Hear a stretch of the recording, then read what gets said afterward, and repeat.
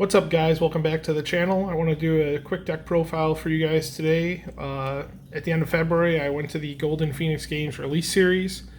There are about 46, 47 players there for Vanguard Standard. I was fortunate enough to make top 4. I was really excited because I haven't played competitively for quite a while, given the current situation of the world. But the next event is happening next weekend, April 3rd and 4th. So I'll be attending all weekend. It's my birthday weekend, so I'm really excited to get out there and hopefully win again. But yeah, without further ado, let me go ahead and introduce you to the deck I played. I'm not going to go over every card's abilities, but I will talk about some interactions and why I played certain things. So let's get started.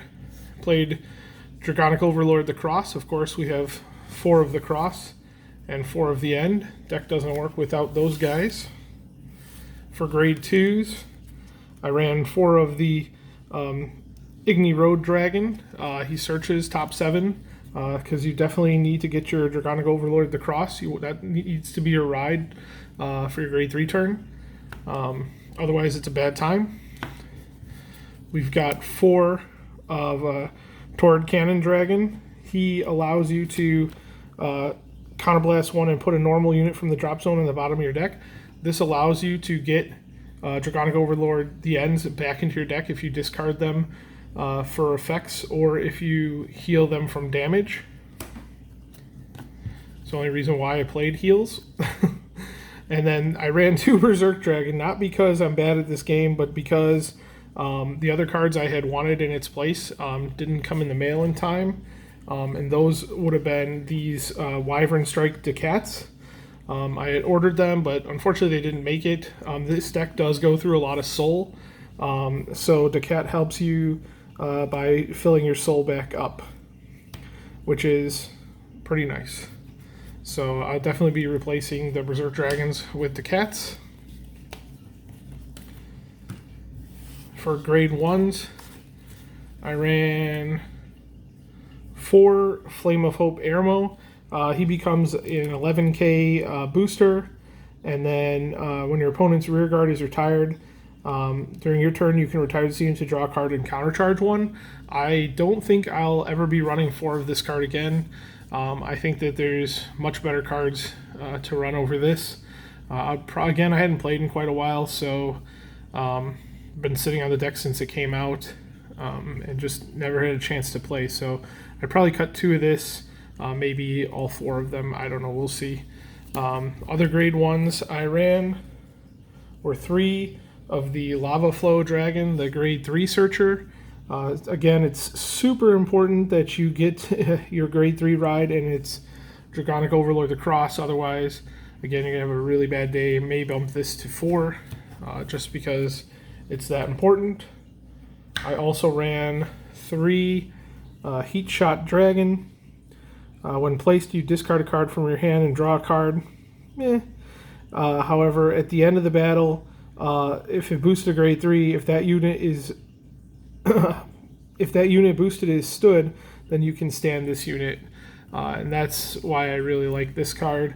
Again, this might be cut down to 2, just because it's kind of niche. Now, this card I really liked, and I would probably play it at 4.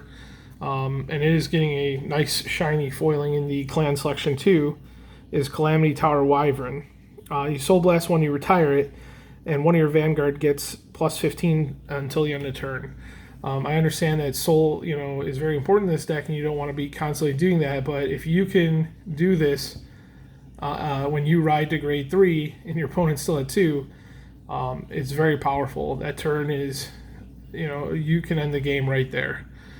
So I really enjoy this card. I may push this up to 4, but for now we'll keep it at 3.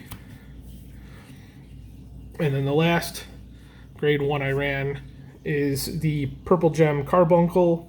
Once per turn, when your Vanguard is stood, it gets plus 15. So nice 20k booster or 20k attacker, depending on what you have in your hand. Nice tech card. Definitely going to be staying in the deck. Finally, we have the grade 1s, and I did go back, or excuse me, the grade 0s, the trigger lineup. And I not like there's much, to really discuss with this. I mean, it's definitely running lots of crits. Okay, so I've got 12 crits, and I debated going for the 16 crits. However,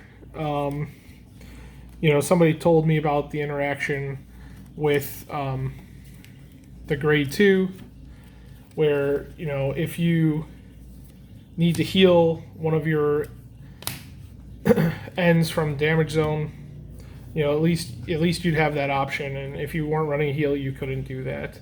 And there were definitely games where I had been out all 4 of the ends before I got to grade 3, and I had nothing. I couldn't save myself with that. But I did end up doing this one time, and it's funny because, of course, I'm sitting there explaining to my opponent like why I was running something. We were just casually talking, and then I ended up doing it.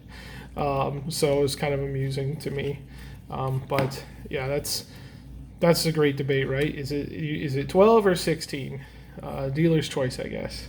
And then finally, the not as good Conroe, but at least I get to start the game every game with a nice shiny SP familiar friend. So that's it. I look forward to going to the event next weekend. I'm hoping to do well again. I don't know if I'm going to be playing Overlord in Standard. I didn't end up playing it in Premium on day 2 this last time because I just didn't get all the stuff for my G-Zone. So I will be showcasing the deck I played for Premium. Again, I never had played Premium, but it was a good time. I went to just have a good time. Winning is just, icing on the cake, so to speak. So let me know what you guys think in the comment section down below. And as always, thanks for watching.